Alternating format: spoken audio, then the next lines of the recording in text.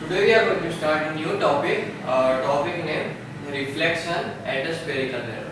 इससे पहले हमने देखा कि जो रिफ्लेक्शन था वो प्लेन मिरर में कैसे होता था. प्लेन मिरर मीन्स जो हम रोज मिरर देखते हैं वो.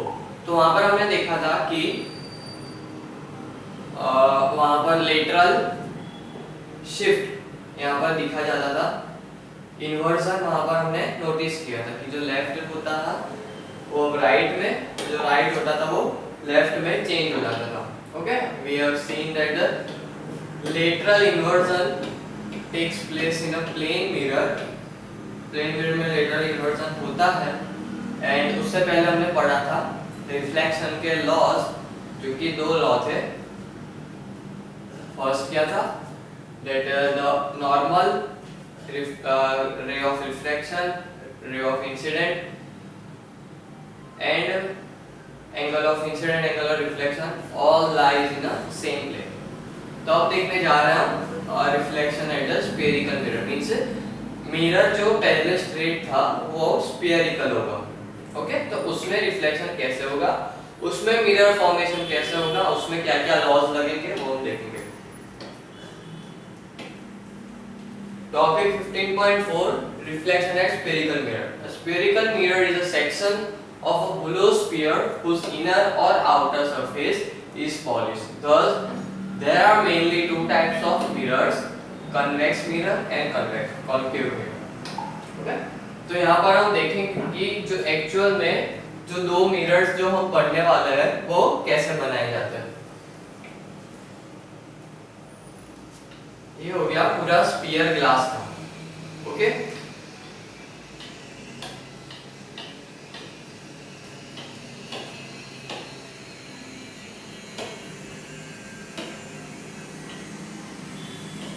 होलो स्फीयर ऑफ ग्लास.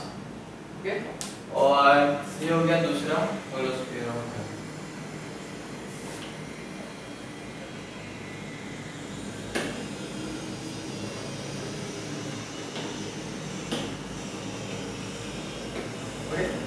अब पहले ही बता दें, हम बात करने वाले हैं यहाँ पर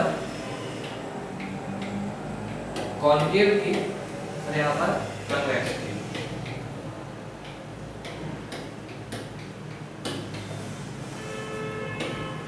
जो कॉन्केव होता है, ये दोनों एक सिमिलर यहाँ पर स्फीयर है, होलो स्फीयर है. तो जब कॉन्केव लेंस बनाना हो तो इस स्फीयर को यहाँ से काट देते हैं.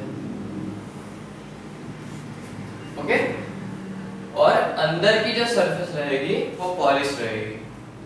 जब मिरर को यहाँ से कट किया जाता है, यहाँ से, तो हमारे पास बचा ये वाला. ओके, ये अलग हो गया और ये अलग हो गया. तो हमारे पास बचा ये वाला जो कि पूरा स्फीयर आगे जो था एक्चुअल में, अब बच गया सिर्फ ये. तो इन्वर्टेड सी, ओके, मान लेते हैं इन्वर्टेड सी.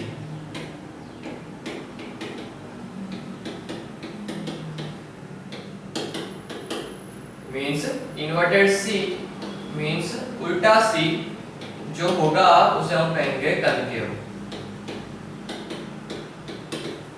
क्लियर. और जब कन्वेक्स बनाना हो तो उसको हम यहाँ से कट करेंगे. मीन्स ये अलग और ये अलग. तो ये बचा हमारे पास ऐसा जो कि यहाँ से पॉलिश रहेगा. मीन्स आउटर साइड से पॉलिश रहेगा, यहाँ से पॉलिश, आउटर साइड से पॉलिश, अंदर से नहीं पॉलिश. यहाँ पे इनर साइड से पॉलिश. ये लाइंस इंडिकेट करेगी ये पॉलिश्ड के ऑपोजिट लाइन है. ओके, ये जो मैं लाइंस ड्रॉ कर रहा हूँ, ये वाली वो लाइंस इंडिकेट करती है कि ये वाली साइड पॉलिश्ड नहीं है. ओके, तो हमारे पास बच गए ये दो. ओके, ये दो.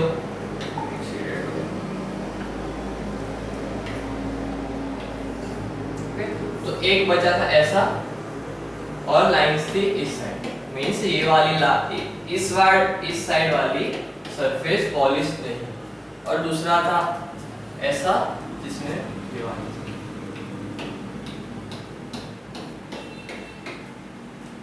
तो ये हो जाता है हमारा कनकेव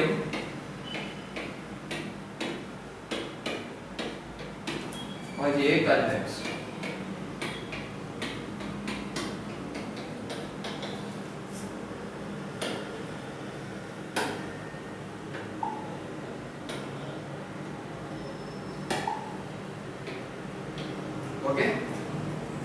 तो ये है हमारे दो टाइप के मिरर्स, कनकेव एंड कॉन्वेक्स। हमने देखा कि पूरे स्फीयर में से कहां कट करेंगे तो कौन सा मिरर फॉर्म होगा। ओके, तो एंड में हमारे पास बचे ये मिरर। तो ये हमने पढ़ा था कि कैसे concave and convex mirror form होता है from a hollow sphere, from hollow sphere whose inner and outer side are polished। Convex में बाहर की साइड पॉलिश रहती है, कनकेव में अंदर की साइड पॉलिश रहती है। पहले बात करेंगे हम कन्वेक्स मिरर की। Okay, convex mirror, convex mirror, it is a mirror in which the reflection takes place from bulging surfaces। bulging surface means जो बाहर की साइड है, बाहर की साइड उभरी हुई है वो। ओके, तो वहां से reflection takes place from a bulging surface, that is the inner side is painted and reflected surface is polished to make surface smoother as shown in figure 15.10। अब यहाँ पर ये convex है, 15.10 है, तो यहाँ पर जो इनर की साइड है वो यहाँ पर पेंटेड कहा गया है, मींस ये पॉलिश्ड नहीं है। ओके, ये आउटर सरफेस यहाँ पर पॉलिश रहेगी, ये आउटर सरफेस पॉलिश रहेगी और इनर की सरफेस पेंट रहेगी। तो जो आउटर सरफेस जब पेंट है और आप ये बल्ज्ड लग रही है, सर फुली हुई लग रही है। ओके, तो इससे नाम दिया गया convex. And the next one, it is a concave mirror, it is a mirror in which the reflection takes place from the cave side surface। reflection takes place from cave side surface means ये एक something like cave नाम दिया गया।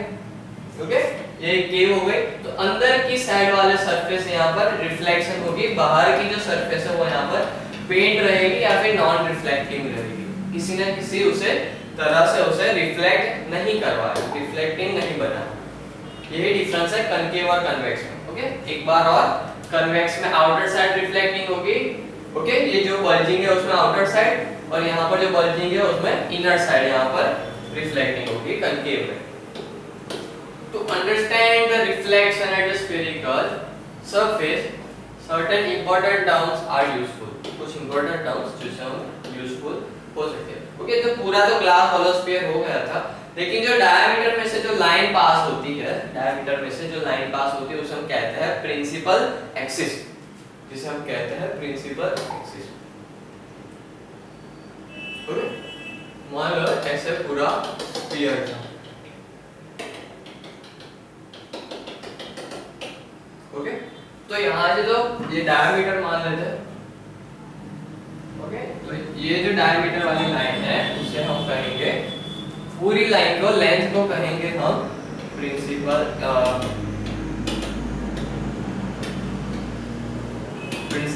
Axis. Okay, अब इसका centre यहाँ होगा। Okay, ये दो रेडियस, इसका सेंटर, तो इससे हम कहेंगे इतने डिस्टेंस को रेडियस ऑफ कर्वेचर। ओके, इसे हम कहेंगे radius of curvature. Same for, okay उसमें भी दिखा देते हैं, सेम फॉर ये हो गया कनकेव के लिए, हो गया। अब ये होगा कन्वेक्स के लिए, ये ऐसा स्फीयर होगा। ओके, ये हो गया उसकी प्रिंसिपल। ओके, ये हो गया, ये हो गई उसकी प्रिंसिपल एक्सिस। ओके, इसे हम कहेंगे प्रिंसिपल एक्सिस।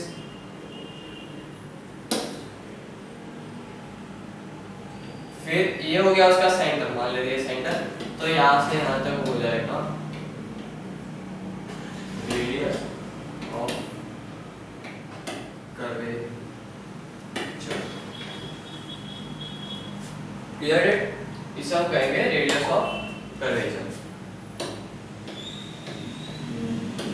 दूसरे भी कुछ पॉइंट्स है जिसे हमें याद रखना होगा।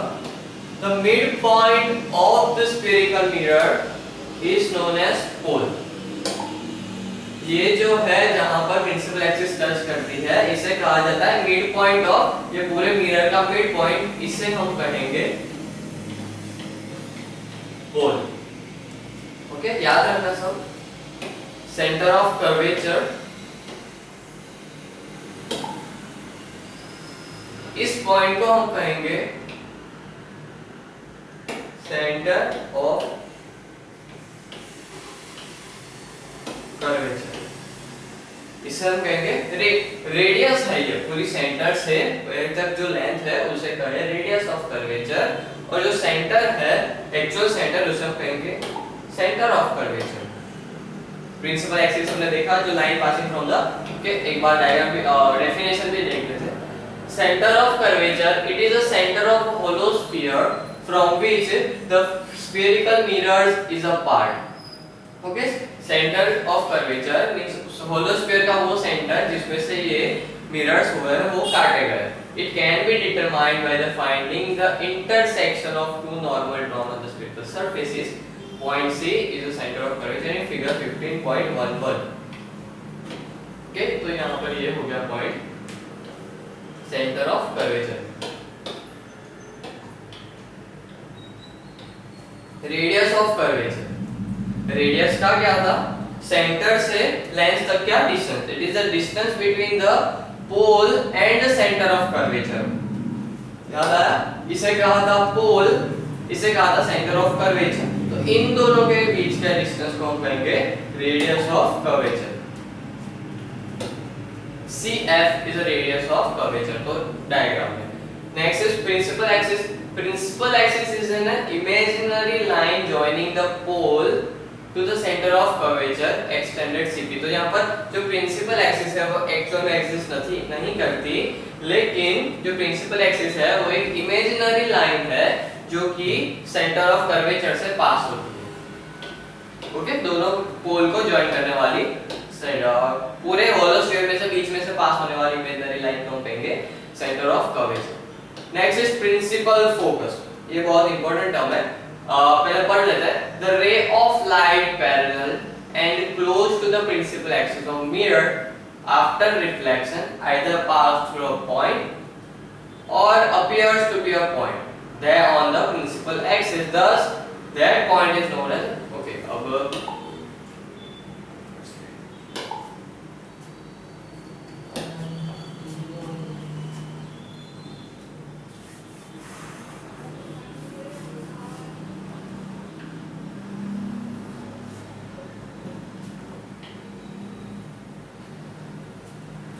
ना पढ़ा है।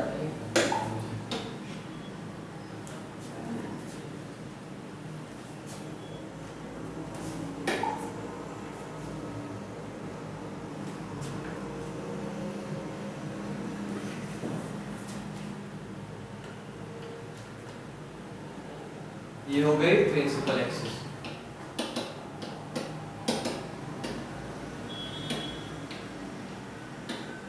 ये हो गया पोल। ओके, यहाँ पर आपको मान लेना है कि आउटर साइड पॉलिश्ड है नहीं है। ओके, तो ये हमारा कनकेव।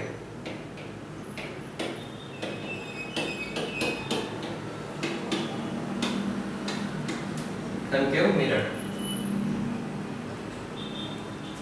ओके, तो ये ऐसे सर्कल होगा, तो यहाँ पर उसका सेंटर होगा, मान लेते हैं, जस्ट अज्यूम दैट। तो ये हो जाता है हमारा सेंटर ऑफ कर्वेचर। यहाँ से यहाँ तक का डिस्टेंस हो गया रेडियस ऑफ कर्वेचर।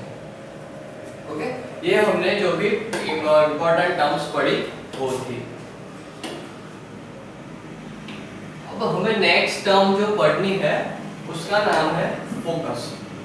उसका नाम है फोकस। तो उससे ऐसा एक्सप्लेन किया गया है कि जब भी एक parallel beam of ray, okay, यहाँ पर पैरेलल बीम आई। Parallel beam means multiple rays in parallel to each other, सभी एक दूसरे के पैरेलल है, मान लो ऐसा।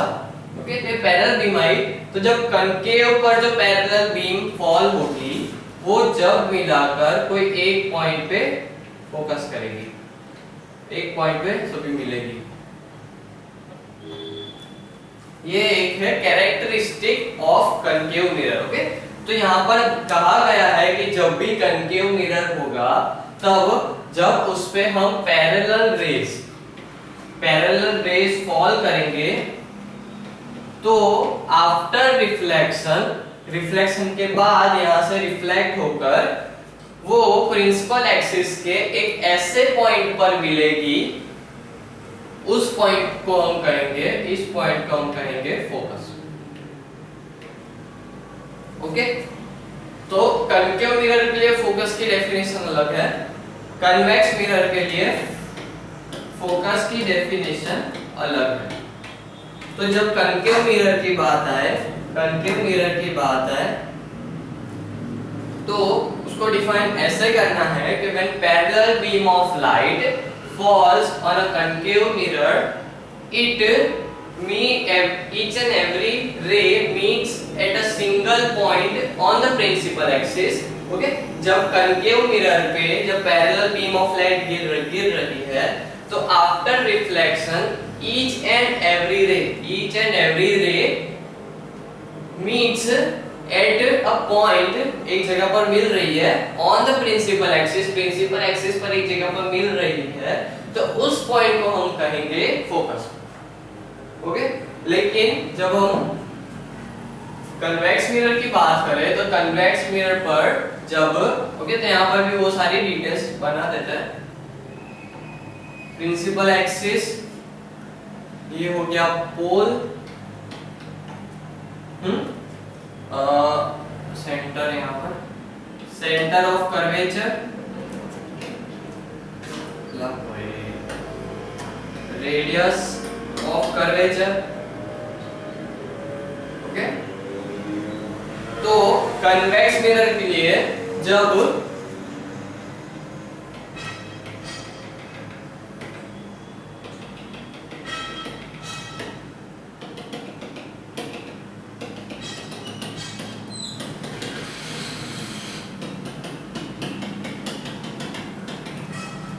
Parallel beam, let me finish drawing first, after that I will explain.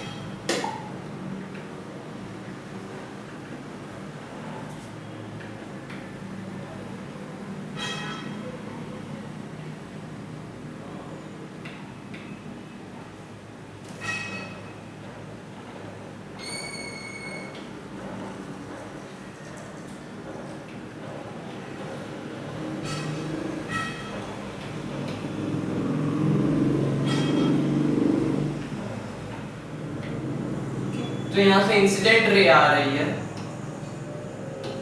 और ये रिफ्लेक्ट होकर यहाँ से इस डायरेक्शन में जा रही है। ओके, ऐसे आई, मिरर का शेप कर्व्ड है तो यहाँ से वो टकराकर ऐसे जा रही है। तो कन्वेक्स के लिए जो रिफ्लेक्टेड रे है उसे हम पीछे की ओर एक्सटेंड करेंगे, तो हमें दिखेगा कि वो जो एक्सटेंडेड रे जो हम एक्सटेंड कर रहे हैं वो प्रिंसिपल एक्सिस पर जाकर एक जगह पर मिल रही है, तो यहाँ पर उसे कहा गया focus.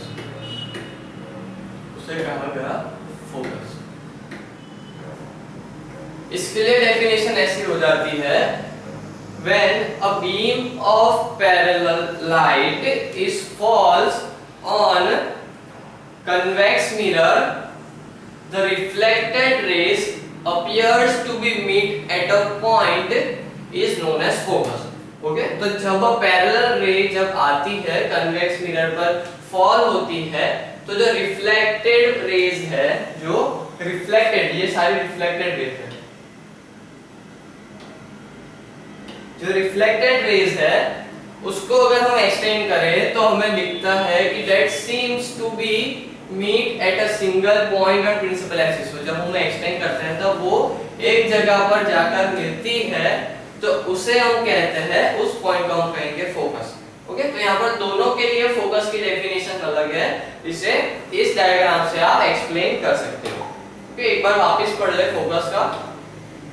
The ray of light parallel and close to principal axis of a mirror after reflection. Okay, after reflection, sorry, after reflection either pass through a point, okay, either pass through a point जो कि concave mirror में होता है, okay, एक point में पास हुआ, साथ में पास थ्रू अ पॉइंट, सभी एक मिरर एक पॉइंट से ऐसे पास हो गए, okay, okay, either pass through a point in concave mirror or appears to be coming from a same point, or appears to be coming from a same point. यहाँ पर लग रहा है कि सारी जो रेज है रिफ्लेक्टेड रे वो एक ही पॉइंट में से एक्सटेंड हो रही है, ओके, इसलिए इसे भी कहा गया appears to be come from a same point in convex mirror on the principal axis. On the principal axis this point is called principal focus or focus point F, उसे हम डिनोट करते हैं F से, उसे हम denote करते हैं F से, is the principal focus in figure 15.11, इसे हम F से डिनोट करते हैं।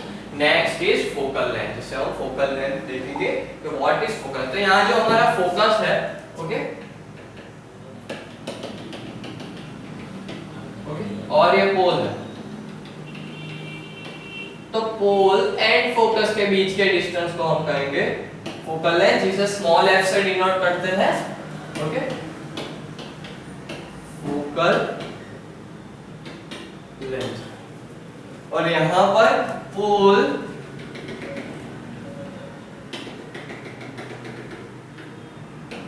और फोकस के बीच का एफ ओ फोकल लेंथ, जो कि हो गया स्मॉल एफ, ओके। तो ये हो गई फोकल लेंथ, जो कि टर्म जो हम देखने वाले थे वो ये थी।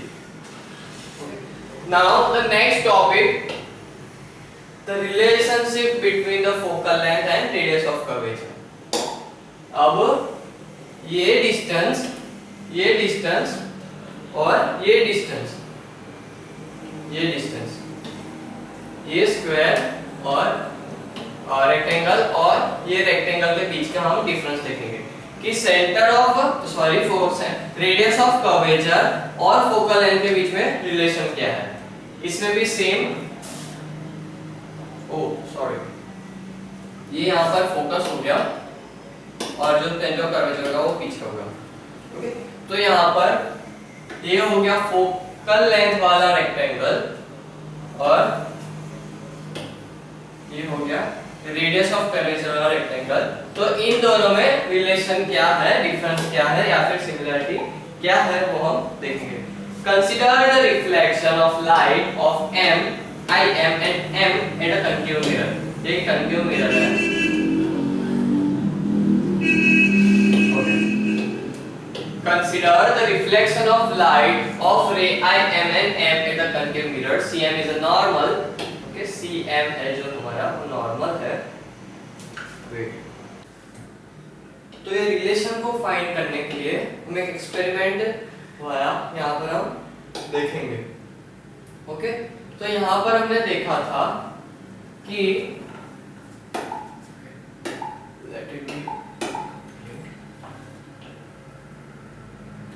एक कनकेव मिरर है, तो यहाँ पर हमें प्रूफ करना है दैट ए रिलेशन बिटवीन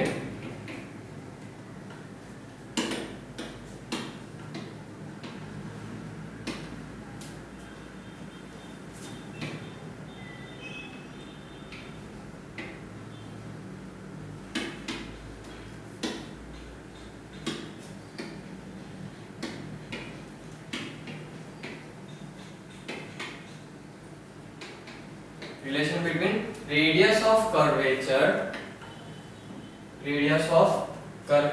ये हो गया हमारा पोल, ओके, ये पेंटेड सरफेस। मान लेते हैं यहाँ पर हमारा सेंटर ऑफ कर्वेचर और ये और पोल के बीच के डिस्टेंस को हम बोलेंगे रेडियस ऑफ कर्वेचर, ओके। तो यहाँ से एक लाइट आ रही है, यहाँ से एक लाइट आ रही है और यहाँ से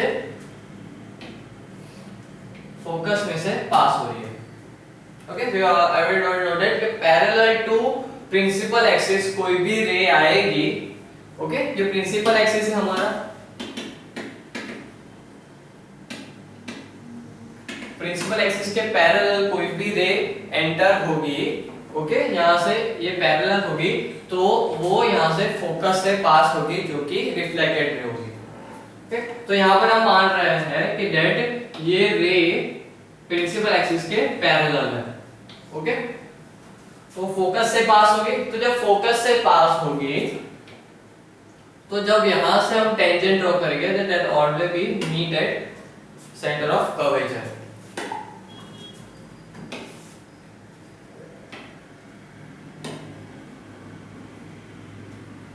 ओके, तो अगर लेंस से हम नॉर्मल ड्रॉ करेंगे, लेंस से नॉर्मल ड्रॉ करेंगे that always pass through a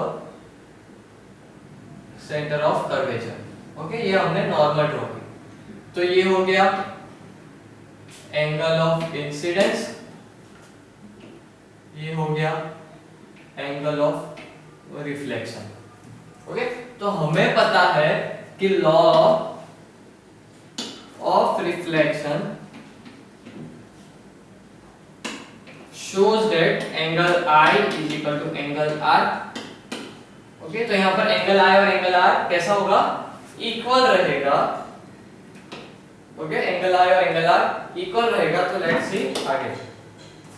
okay, as we know that the angle I is equal to angle R, so in triangle CMF, in triangle CMF, इस triangle में M is equal to CF, यहाँ पर कहा गया है MF is equal to CF।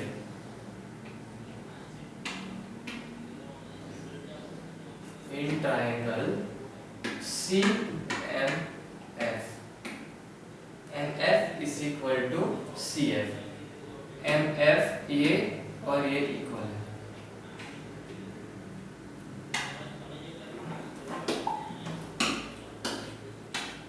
For smaller aperture, MF is equal to PF. For small aperture, MF is equal to PF. Okay, so PC is equal to PF plus CF is equal to PF plus PF is equal to 2PF. Wait, okay, एक बार मैं देख लेता हूँ, फिर we will understand in a great way.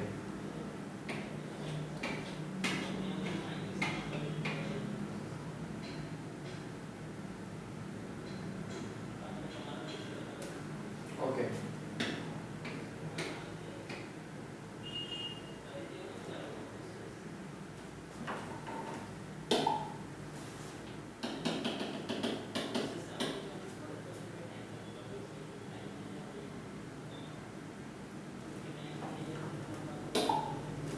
अब हमें proof ये करना है, ओके, कि ये और इनके बीच में रिलेशन क्या है।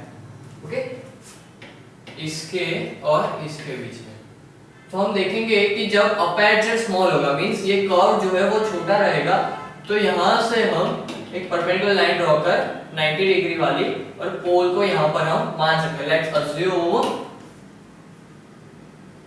Assume pole at P। Okay, अब P ये नहीं है, अब P है, ये पोल मान लिया।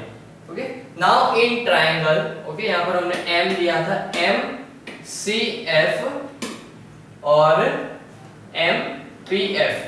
ओके, इन ट्राइंगल MPC और MPF में 90 डिग्री, ओके, ये 90 डिग्री और having same angle from this, तो यहां पर हम RHS से ये कंक्लूड किया कि दोनों ट्राइंगल सिमिलर है। ओके, ये ट्राइंगल और ये ट्राइंगल सिमिलर है। ओके, तो ये ट्राइंगल और ये ट्राइंगल सिमिलर है, तो ये साइड और ये साइड इक्वल रहेगी। ओके, तो हमने देखा कि CF और FP इक्वल है। ओके, ये दोनों इक्वल है, तो यहां से लेकर यहां तक का डिफरेंस, ओके, तो हमारा PC होगा FP प्लस CF। ओके, ये ट्राइंगल प्रूफ किया। ओके, शुरुआत से बता रहा हूं, ट्राइंगल दिस और ट्रायंगल दिस पूरा RHS 90 डिग्री एंगल, ये दोनों एंगल सेम क्योंकि एक ही पॉइंट से लाइन आ रही है। ओके, तो यहाँ पर एंगल और RHS से यहाँ पर ये दोनों ट्रायंगल हमने सिमिलर प्रूफ किए। सिमिलर प्रूफ किए तो इसके सिमिलर की प्रॉपर्टीज के मुताबिक ये लाइन, ये डिस्टेंस और ये डिस्टेंस इक्वल हुआ। ओके, तो ये डिस्टेंस और ये और ये इक्वल हो गया, तो CP को क्या लिख सकते हैं हम, CF प्लस FP, तो CF प्लस FP। ओके, तो जैसे कि ये दोनों इक्वल है, ये और ये साइड इक्वल है, तो हम CF की जगह वापस FP लिख देंगे। ओके, तो PC is equal to FP plus FP, तो PC is equal to 2FP। तो हमें ये रिलेशन मिला कि PC is equal to 2FP। इसका मतलब ये हुआ कि अगर दो फोकल लेंथ, ओके, तो यहाँ पर ये हो गया हमारा रेडियस ऑफ कर्वेचर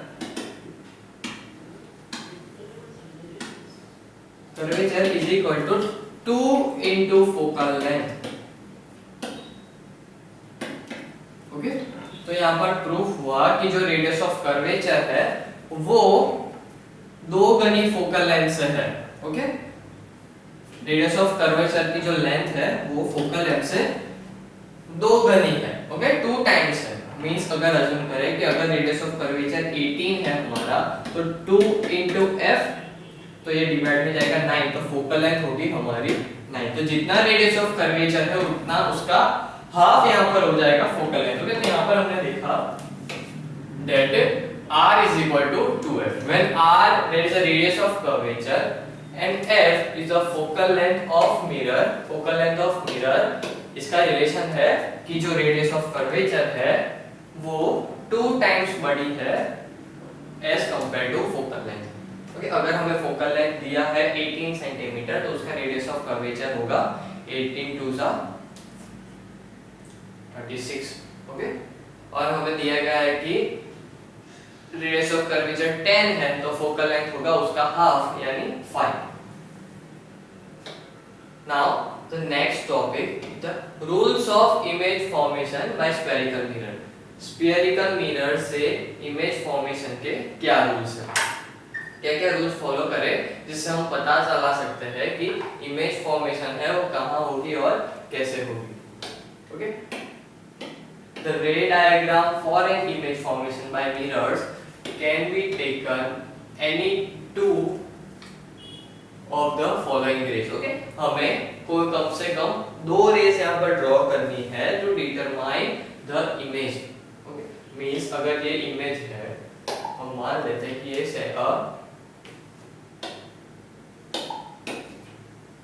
ये इमेज है, तो एक रे यहाँ से जाएगी और एक रे यहाँ से जाएगी, तो मिनिमम 2 रेज हमें बनानी होगी जिससे हम कंक्लूड कर सके the actual position and size of image. Point where these 2 rays meet or appears to be coming from the point will be the image point which determine the position of image। अब जो actual रे है वो meet कर रही है, दोनों रे जो ऑब्जेक्ट से जा रही है वो मीट कर रही है एक जगह पर, तो वो पॉइंट को हम मानेंगे कि यहाँ इमेज फॉर्म होगी। अगर वो मीट नहीं कर रही और लग रहा है कि they appears to be meet, जैसे कि कॉन्वेक्स लेंस मिरर में होता है, कॉन्वेक्स मिरर में होता है, तो उस पॉइंट को भी हम मानेंगे कि वहां पर इमेज फॉर्म होगी वर्चुअली। उसको हम डिफरेंस देखेंगे रियल और वर्चुअल का। ओके, अब एक मेन बात, अगर 2 रेस इंटरसेक्ट करती है कोई भी जगह पर, तो वहां पर प्रिंसिपल एक्सिस से यहाँ पर लाइट रे बनी होगी। एक्चुअल में रे मीट कर रही है तो उसे हम कहेंगे रियल इमेज। ओके, अगर ऐसा है, यहाँ पर ऑब्जेक्ट है, ये ऐसे जाकर टकरा रही है और एक मान लिया ऐसा, तो यहाँ से एक्सटेंड की और यहाँ से एक्सटेंड की और यहाँ पर इमेज बनी। ये ओरिजिनल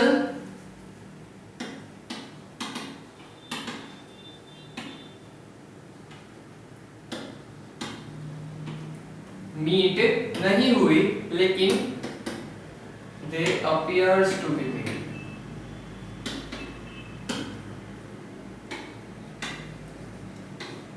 मीट हो रही है ऐसा लग रहा है, देखो इसको एक्सटेंड कर रहा है, इसको एक्सटेंड कर रहा है, तो मीट हो रही है ऐसा लग रहा है, तो इसे हम कहेंगे वर्चुअल इमेज। याद रखना है, जब रे को एक्सटेंड करके जब हम इमेज बनाते हैं, रे को एक्सटेंड किया जाए इमेज को फॉर्म करने के लिए, तो उस इमेज को कहेंगे हम वर्चुअल इमेज। अब ये प्रिंसिपल एक्सिस है, उसके ऊपर इमेज बने तो उसे हम कहेंगे इरेक्ट, और उसके नीचे बने इसे कहेंगे हम इरेक्ट। अगर नीचे फॉर्म हो तो उसे कहेंगे हम इन्वर्टेड। ओके, अगर ये एक्चुअल साइज है उससे बड़ी इमेज फॉर्म हो तो उसे हम कहेंगे मैग्नीफाइड।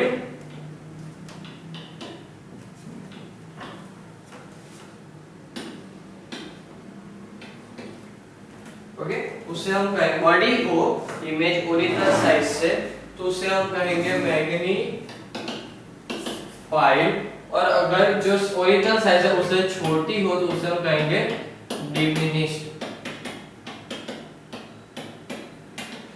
उसे हम कहेंगे डिमिनिश्ड। डिमिनिश्ड मीन छोटी, और बड़ी होगी तो मैग्नीफाइड। तो ये कुछ टर्म्स है जो कि इमेज को एक्सप्लेन करती है, ये कुछ टर्म्स है जो कि हम इमेज फॉर्म करेंगे उससे एक्सप्लेन करती है। जैसे कि रियल, उसका कॉन्ट्राडिक्टरी हो गया हमारा वर्चुअल, अगर इन्वर्टेड तो उसका कॉन्ट्राडिक्टरी इरेक्ट, और लार्ज मैग्नीफाइड उसका कॉन्ट्राडिक्टरी डिमिनिश्ड।